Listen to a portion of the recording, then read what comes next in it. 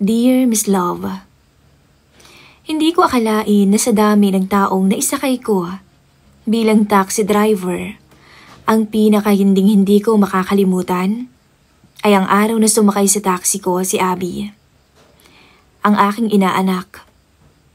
Mula sa simpleng paghahatid at pagsundo, napunta kami sa chat, tawanan at palihim na mga sandali.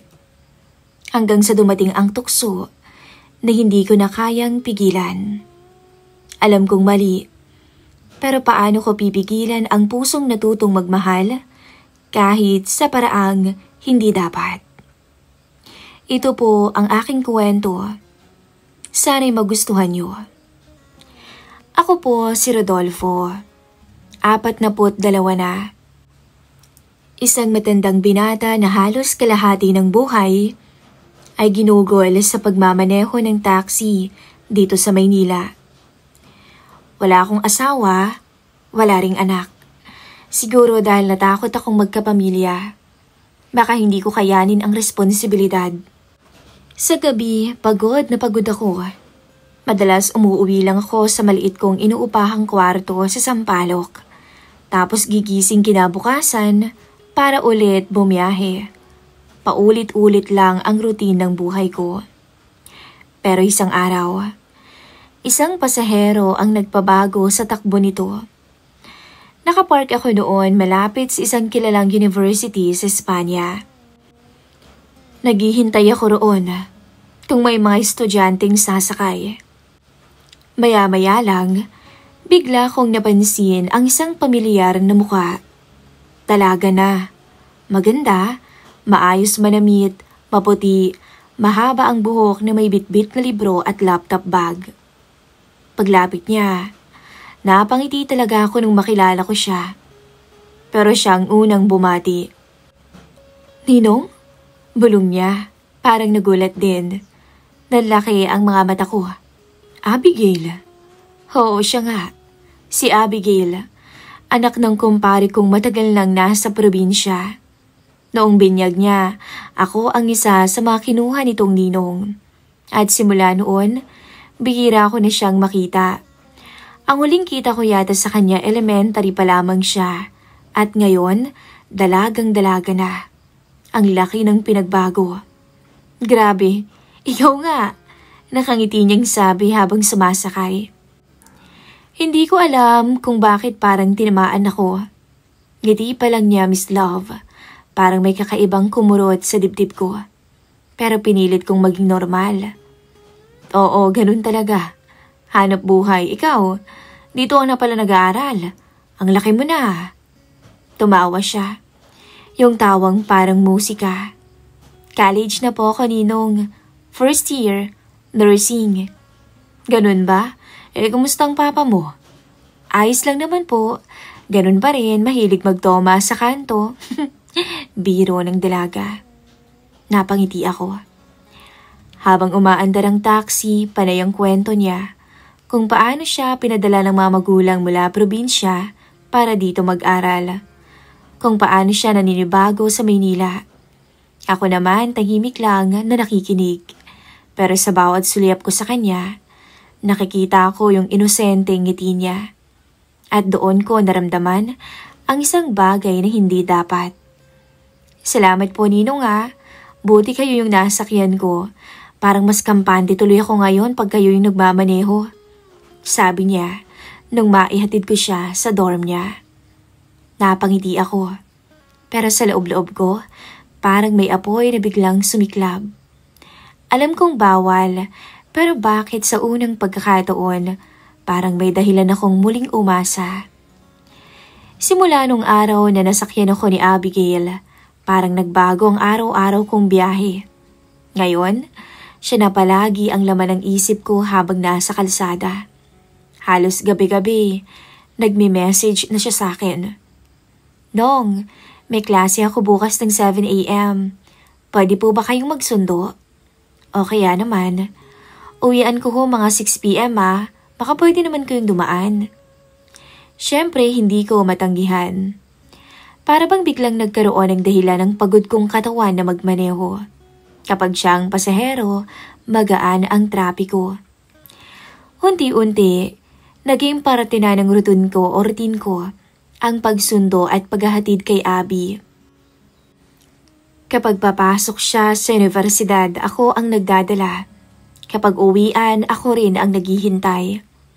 At tuwing nasa taxi siya, ang dami naming napag-uusapan. Minsan tungkol sa klase niya, minsan tungkol sa buhay nila sa probinsya. Minsan naman, tungkol sa mga plano at pangarap niya sa buhay. Pero may mga pagkakataon na parang iba ang tono niya. Nga pala, ba't hindi na ho kayo nag-asawa? Tanong niya minsan. Sayang naman ang lahi niyo. Ang gwapo niyo kaya.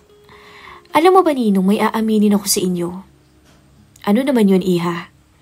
Alam niyo ba? High school pa lang ako crush na kita. Kapag umuwi ka na sa probinsya at pumupunta sa bahay, hinihintay talaga kita. Sus, binola mo pa ako. Oo na. Lagi na kitang susunduin. Gatong ko naman. Pero alam nyo, mas okay na rin pala na di kayo nag-asawa, no? Uy, bakit na naman? Baka kung may asawa ka na, edi hindi nyo na ako nasusundo niyan. Anya, sabay ngiti ng pilya. Natawa na lamang ako. Pero may kung anong kabog sa dibdib ko. Hindi naman kita palaging masusundo, Abby. May iba ka rin naman na pwedeng sakyan kapag ganoon. Ayoko nga po. Mas safe ako sa inyo, no? Sabay kindat niya. Hindi ko alam kung biro lang ba yon o may ibig sabihin. Pero sa tuwing ganoon siya magsalita, pakiramdam ko, tinutukso niya ako. Isang gabi, bigla siyang nag-chat. 9:00 na nun. Kakauwi ko lang sa inuupahan kong kwarto at sobrang pagod na pagod ako. Pero nung makita ko yung pangalan niya sa cellphone ko, bigla akong nabuhayan. Nong, gising pa po kayo? Agad ko yung sinagot. Oo, bakit? Wala lang. Gusto ko lang kumustahin ka. Hindi ka ba nalulungkot dyan? Mag-isa lang kayo? Tanong niya. Napaisip ako. Minsan lang may nagtanong kung kumusta ba ako. Nag-reply ako. Nalulungkot din naman, Abby. Pero siguro sanay na rin. Ikaw, kumusta ka na dyan sa dorm mo? Nakakapanibago po. Pero buti na lang nandyan kayo. Feeling ko may pamilya akong kasama dito sa Maynila. Napangiti ako habang hawak ang cellphone. Hindi ko naisip yung pagod. Naramdaman ko yung kakaibang init na may nag-aalala sa akin. Tapos dumating na yung mga biro niya. Ninong, baka may girlfriend kayo dito sa Maynila Wala, Abby. Taxi lang ang kasama ko araw-araw, gabi-gabi. Sabi ko. Buti naman kung ganun. Kung wala gusto mo, ako na lang. Pwede naman ako. Biro niya. Napatigil ako sa nabasa ko. Baka nagkamali lang ako ng intindi, pero hindi. Yun ang reply ni Abby. Nag-type ako. Abby, wag kang ganyan. Inaanak kita. Agad siyang nag-reply. Joke lang naman pero seryoso. Ang bait-bait mo kaya. Tapos masarap kasama. Lalong-lalo na, gwapo pa. Hindi ko alam kung paano ako magre-react sa mga sinasabi niya. Sa isang banda, natutuwa ako na mas nagiging malapit kaming dalawa. Pero sa kabilang banda, alam kong bawal at hindi ito dapat. Kinabukasan habang sinusundo ko siya, iba ang kilos niya habang nasa likuran. Nakadungaw siya sa bintana pero napapansin ko sa rear view na palihim niya akong sinusulyapan. Nong, tawag niya. Alam niyo ba, pagkasama ko kayo parang ang gaan-gaan. Para bang pakiramdam ko, ligtas ako palagi. Ngumiti ako. Dapat lang. Iingatan naman talaga kita, Iha, at inaanak kita. Pero napatitig to sa akin. Iba, hindi ganun. Hindi lang dahil inaanak niyo ko. Natigilan ako. Hindi ko na nasundan kung anong ibig niyang sabihin. Pero ang alam ko lang, lalo akong nalilito sa mga sinasabi niya. Dumating yung mga araw na halos siya nang naghahanap ng dahilan para makausap ako.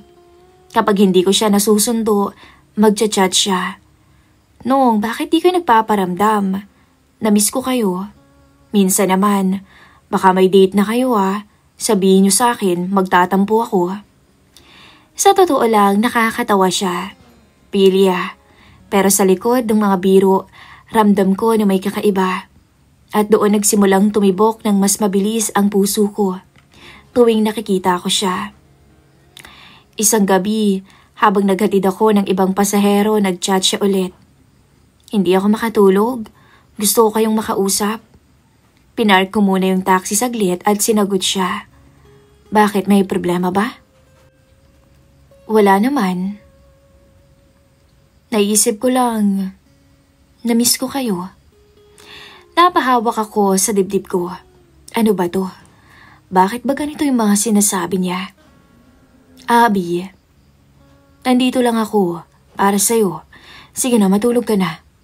Promise yan Promise.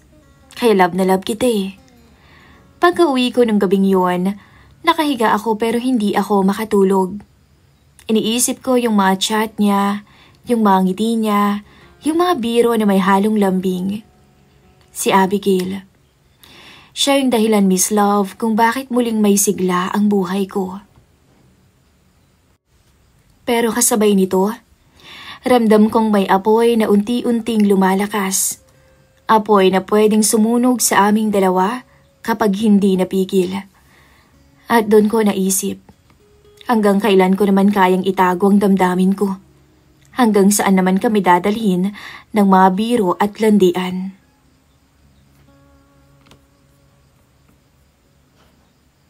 Habang lumilipas ang mga linggo, lalo akong nahuhulog sa bitag ng mga ngiti at biro ni Abigail. Hindi ko na alam kung saan nagsimula, basta ang alam ko, gabi-gabi ko nang inaabangan ang chat niya. At sa bawat araw na ako ang nagsusundo at naghahatid, pakiramdam ko hindi na lang ako basta ninong niya. Para bang espesyal na may puwang na ako sa buhay niya. Isang Biyernes ng gabi, mahaba ang klase niya. Sinundo ko siya mga bandang 9:00 na. Pagsakay niya sa taxi, agad siyang umiti at umupo sa harap. Hindi na siya sa likod na upo gaya ng dati. Dito na lang ako para magkalapit tayong dalawa. Anya. Napangiti ako. Kahit ramdam ko na naman ang kakaibang kabog ng dibdib ko. Ang bango niya. Amoy cologne na banayad lamang ang amoy. Naka-jeans lang siya noon at simpleng blouse. Pero para sa akin, napakaganda niya at hindi mo pwedeng ipagsawalang bahala. Habang umaandar kami, nakadungaw siya sa bintana. Pagkatapos ay bigla siyang tumingin sa akin. Alam mo Nong, minsan parang ang tahimik ninyo. Naaasiwaho ba kayo sa akin? Tanong niya. Umiling ako. Hindi iha. Nasanay lang talaga akong mag-isa. Pero simula nung lagi kitang sinusundo, mas masaya yung biyahe. Natawa siya. Sabay sabi ng pilya na, So, ako palang nagpapase sa inyo ngayon, Baka mahulog na kayo sa akin yan, Anya sabay kindat. Natawa ko. Abby, wag kang ganyan. Kung sakali ba Nung ayaw nyo? Hindi ko alam kung biro o totoo. Pero napatingin lang ako sa kanya. Punta naman tayo sa tahimik na lugar. May alam ka ba? Gusto kong marelax Nakakapagod kaya sa school. Puro stress. Anya. Sige. Dumaan ako sa mas madilim na kalsada. Halos walang tao at madilim ang paligid. Habang binabaybay namin ang kalsadang yun, biglang nagsalita si Abby. Pwede bang huminto tayo dito saglit? Bakit, may gagawin ka ba? Tanong ko. Wala naman. Gusto ko lang huminto. May kutob ako pero hindi ko siya tinanggihan. Pinark ko ang taxi sa gilid ng kalsada. Sa ilalim ng isang poste na may mahinang ilaw. Walang dumadaan na sasakyan, tahimik ang paligid. Mag-aalas 11 na ng gabing yun. Tahimik siya. Nakatingin lang sa harapan. Pero pagkatapos humarap to sa akin, ngumiti ng kakaiba. Seryoso ako, Ninong. Masaya ako na kayo lagi yung kasama ko. Importante ka rin sa akin, Iha. Malapit ka sa akin dahil inaanak kita. Aalagaan kita habang nakakasama mo ko dito. Sabi ko. Pero bigla niyang hinawakan ang braso ko. Mainit ang kamay niya. Kung higit pa roon, kaya niyo ba akong alagaan? Hindi lang dahil inaanak mo ko. Kaya mo ba akong tingnan bilang babae, dalaga, hindi bilang inaanak mo? Natigilan ako. Hindi ko alam kung ano bang sinasabi niya, pero ramdam ko yung pintig ng puso kong bumibilis. Abi, bulong ko pero hindi ko na ituloy. Ngumiti ito ng pilya, sabay binilik ang kamay niya sa kandungan. Ninong, gusto talaga kita eh. Napasingap ako noon, Miss Love. Sa madilim na kalsadang yun, para bang may sariling mundo kami. At doon, wala nang biro ang mga sinasabi niya. Seryosong-seryoso na siya. Sandali kaming natahimik, hanggang sa maya-maya, muli siyang nagsalita. Diba single ka naman? Malay mo, sa akin maging masaya ka. Bakit hindi mo ko subukan? May minahal ka na ba dati? Meron, Abi. Pero, iniwan niya ako. Sayang naman. Kung ako yung babae, hindi kita iiwan. Hindi ko kayo pakakawalan. Napatingin ako sa kanya at nagdagpo ang mga mata naming dalawa. Doon ko nakita na hindi nabiro ang mga sinasabi niya. Abi, ulit ko sa mahinang boses. Alam mo magagalit ang papa mo sa ginagawa mo. Sa mga sinasabi mo, lagot ka kung sakaling marinig niya yung mga sinasabi mo. Totoo naman kasi yung nararamdaman ko eh. At kung bawal man, anong magagawa ko? Masaya ako kapag kasama kita. Hindi ko na alam ang isasagot. Para bang kinulong ako ng tadhana sa isang sitwasyon na hindi ko inaasahan. Maya-maya, bumalik siya sa pagiging pilya. Ninong, huwag kayo kasing kabado. Hindi naman malalaman ni Papa eh. Ayaw mo ba sa akin? Alam mo ba, Anya, may sasabihin ako sa iyong sikreto. Alam mo bang wala pa akong karanasan sa kama? Gusto mo ba, ikaw ang maging una ko? Turuan mo ako ng mga dapat kong malaman, please. Ano bang sinasabi mo dyan, Abi? Sige na. Anya't hinawakan ako sa kamay. Please. Anya ulit na may kasama pang pagpungay ng mga mata. Nawala na ako sa ulirat noon, Miss Love. Nung ilapat niyang labi niya sa labi ko. Naging sunod-sunuran ako sa mga sumunod na segundo.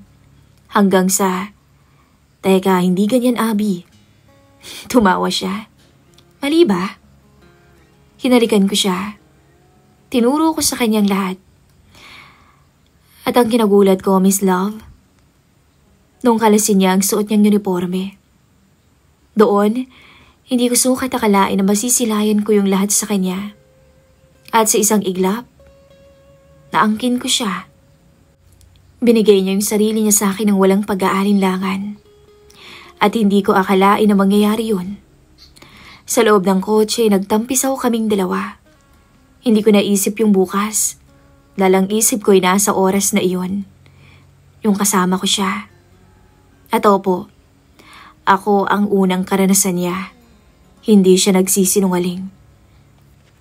Bakit sa akin mo binigay? Marami ka pang lalaki na makikilala. Dahil ikaw ang gusto ko. Kung ganoon, ipangako mo, ako lang. Sabi ko, sa akin ka lang. Promise. Anya, sabay inabot niya ang pinky finger niya na para bang bata nagpa-promise. Natatawa ko pero hinawakan ko pa rin ang kamay niya. Pagkatapos ng ilang minuto, tara na. Baka hanapin na ako sa dorm eh. Pero alam mo, the best ka. Marami akong natutunan sa'yo. Mas marami ka pang dapat matutunan, Iha. Pinaandar ko na ulit ang taxi. Habang binabaybay namin ang kalsada, tahimik lang kami pareho. Pero sa loob-loob ko, alam kong hindi na ito simpleng biyahe lang. Sa gabing yun, sa isang malalim o madilim na kalsada, kung saan walang tao at walang mga sasakyan, nagbago ang lahat. Pag-uwi ko, hindi ko maiwasang umiti, pero may kaba rin sa dibdib. Ano bang pinasok ko? Bakit hinayaan kong mangyari to? Pero kahit anong isipin ko, isa lang ang malinaw. Hindi na ako makakatakas sa tukso na nagsimula sa isang ngiti at natuloy sa isang pangako sa gitna ng dilim. At sa unang pagkakataon, matapos ang mahabang panahon, natakot ako at sabay na natuwa. Dahil alam kong simula pa lang ito ng mas malaking kwento. Simula ng gabing tumigil kami sa madilim na kalsada, parang may nabuksang pinto na hindi na pwedeng isara. Mas lalo kaming naging malapit, mas matapang si Abigail at mas mahina ang pagtutulog ko. Halos gabi-gabi na kaming magkausap, kung hindi sa chat, sa taxi. At sa bawat biyahe, may maliit na lihim na nangyayari. Isang hawak sa kamay, isang kindat, minsan isang yakap bago siya bumaba sa dorm. Walang ibang nakakaalam, kundi kami lang. Pero habang tumatagal, mas nagiging mapangahas si Abby. Isang Sabado ng hapon, bigla siyang nag-message. "Nong, free ako ngayon. Tara, nood tayo ng sine." Napakunot-no ako. "Sine? Tayong dalawa?" "Oo naman, ayaw mo ba?" "Abby, alam mong bawal, baka mamaya eh." "Ninong, wala namang makakita eh. Tsaka gusto lang kitang makasama." At ayun na nga, hindi ko na siya natanggihan. Sinundo ko siya bandang mag-aalas 5. Nakadress siya. Simpleng puti, pero parang lalo siyang nagmukhang dalaga. "Bagay ba?" Tanong niya habang sumasakay. Bagay na bagay, sobra, bulong ko. Sa sinihan, pinili niya yung medyo malapit sa sulok. Halos walang tao. Naka-off ang ilaw at nagsimula ng pelikula. Tahimik lang siya. Pero hindi nagtagal, naramdaman kong dumikit ang balikat niya sa akin. "Ang lamig dito," bulong niya. Napilitan akong iakbay ang braso ko sa kanya. At agad siyang sumiksik na para bang batang naghahanap ng init. Pero ramdam ko, hindi na yun inosenteng kilos lang. May ibang mensahe. Minsan titingin siya sa akin. Yung mga mata niyang nangaakit, parang nagtatanong kung hanggang saan ko siya kayang payagan. Ako naman, nakatulala lang, pilit nilalabanan ng tukso. Sa gitna ng dilim, inabot niya ang kamay ko at pinisil. "Nong, gusto ko ulit." "Dito?" Tango niya. Hinalikan niya ako agad. Mabuti na lang at walang masyadong tao. Idagdag pa na nasa pinakasulok kami. "Namiss kita agad." "Abby, please." "Atoon, Miss Love, hindi ko alam kung paano nangyari. Pero alam ko, tama ang iniisip niyo. Naibigay ko ang nais ni Abby." Wala akong masabi nung sinabi niyang, "Mahal kita." Tumango lang ako at sabay pinisilang kamay niya. At doon ko naramdaman na lumalalim na ang tali sa pagitan naming dalawa. Tali na hindi na basta mapuputol. Hindi lang sa sinihan nangyari yun. Sa tuwing susunduin ko siya, may pagkakataong kaming tumigil saglit bago siya bumaba. Minsan sa isang tahimik na kalye, minsan sa tapat ng isang parking walang tao. Lagi itong pilya, laging may biro na may halong lambing. "Ninong, baka mamiss ko kayo kapag hindi mo ako sinundo bukas." Di susunduin na kita." "Paano kung mamaya may iba na kayong sinusundo ha? Magsiselos ako niyan."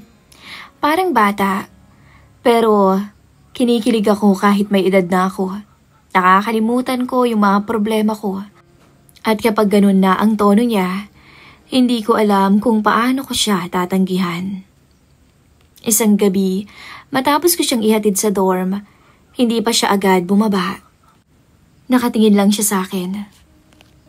"Alam mo ba, Ngayong Valentine's, lahat ng kaibigan ko may kadate, may boyfriend. Ako wala. Pero buti na lang, andyan kayo. Parang tinusok ang puso ko sa sinabi niya. Alam kong biro lang siguro yun para sa iba, pero sa paraan ng pagkakasabi niya, may katotohanan. Abby, baka naman dumating yung araw na magsisi ka na. Hindi ako magsisisi.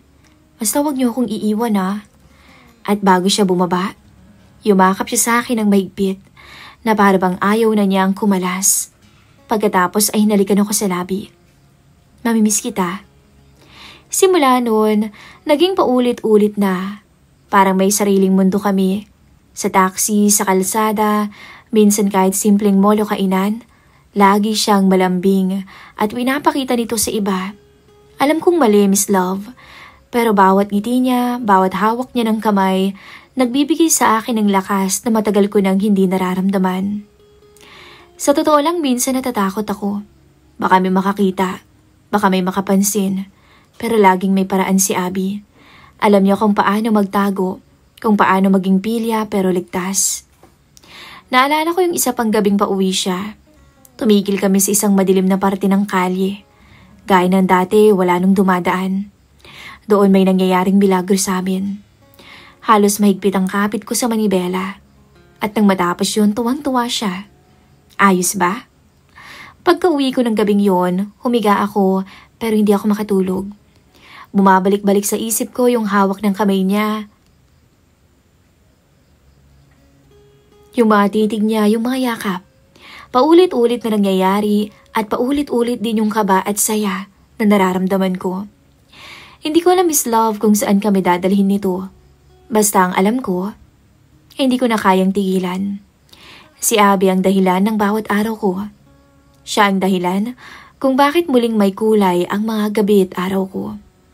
At kahit bawal, kahit delikado, sa puso ko, isa lang ang malinaw. Hindi na to basta-basta tukso lang. Ito ay sikreto naming dalawa na walang pwedeng makaalam. Sa paglipas ng mga panahon, hindi ko namalayan na umabot kami sa ilang taon na lihim na may nangyayari sa aming dalawa. At araw ng Martes noon, tandang-tanda ko yun, Miss Love. Maaga akong dumating noong araw ng graduation niya. Inihinto ko yung taxi sa may labas ng gate at naglakad papasok.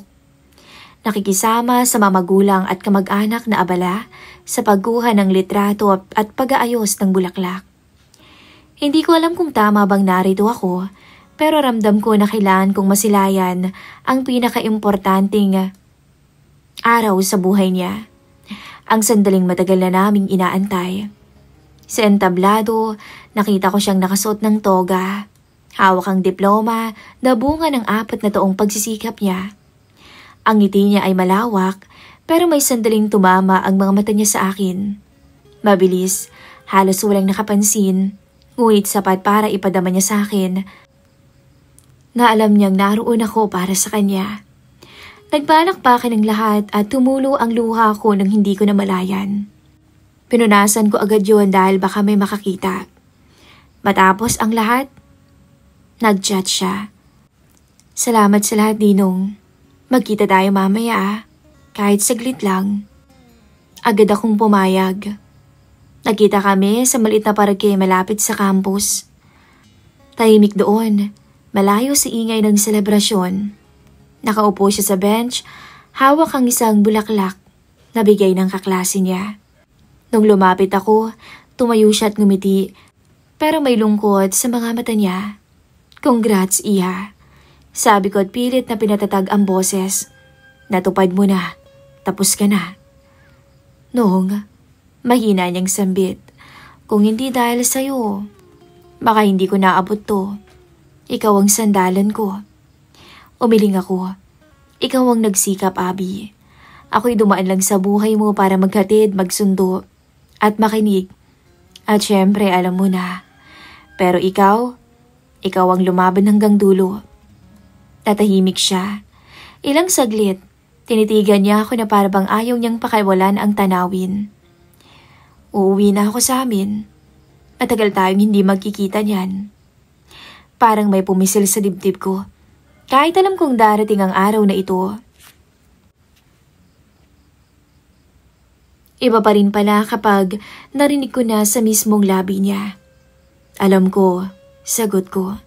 Simula pa lang, alam kong may hangganan tayong dalawa. At dumating na yun, Abby. Napayuko siya. Pinaglaruan ng bulaklak na hawak.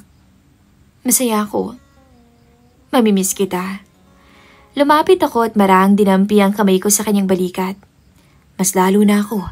Masayang-masaya ako para sa'yo. Hindi ko inasahan na darating ka sa buhay ko at ipaparamdam mo na may saysay pa rin kahit ang isang matandang gaya ko. Napatitig siya sa akin at doon ko nakita ang mga luhang pilit niyang pinipigilan. Huwag mo akong kakalimutan ha. Baka pag uwi ko kalimutan mo na ako. Hindi kita makakalimutan, sagot ko. Kahit saan ako dalhin ang buhay ko, dadalhin ko lahat ng alaala nating dalawa. Pagka uwi, dumaan kami sa kanto kung saan sasalubungin siya ng pamilya niya. Huminto siya roon at nag-atubiling humawak sa kamay ko. Salamat. Salamat sa lahat. Mabilis siyang yumakap. Isang yakap na punong-puno ng pasasalamat at pamamaalam. Pagkatapos, tumalikod na siya at naglakad papalayo. Bit-bit ang diploma, ang bulaklak at ang bagong simula na hindi na ako bahagi. Nakatayo lang ako roon, pinagmamasdan siyang palayo ng palayo. Hanggang sa tuluyan na siyang lamunin ng dami ng tao. Bumalik ako sa taxi. Binuhay ang makina at huminga ng malalim.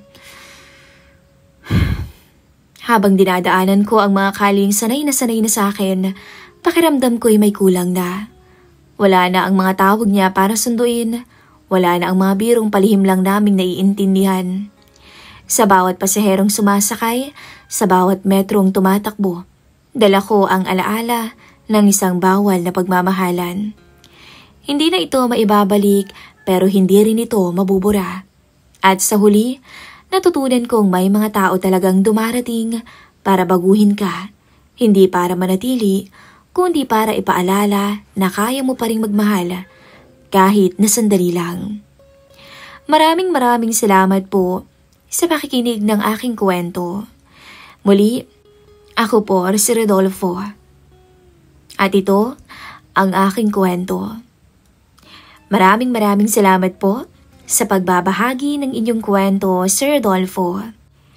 At sa lahat ng aming mga tagapakinig, sana'y nagustuhan niyo ang kwento ng ating letter sender. Ito po ang inyong lingkod, Miss Love. Maraming salamat.